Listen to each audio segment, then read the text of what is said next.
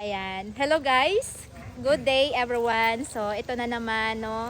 Um Nagto-talk naman tayo. So meron tayong i-interviewin ngayon na isa sa natulungan sa OBA, isang dating janitor and Lalamove rider, and right now grabe.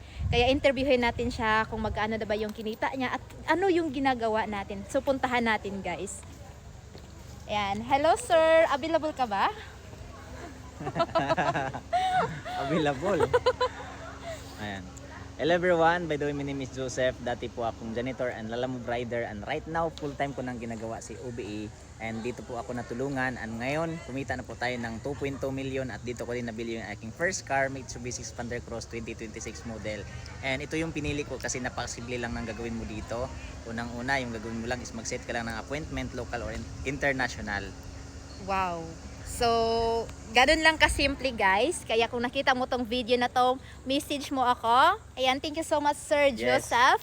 And kung gusto mong kumita gamit yung social media accounts mo, comment me, connect mo ako para ma-guide kita and para mabigyan kita ng slots kung paano kumita kay OBA. See you guys. God bless. Bye-bye.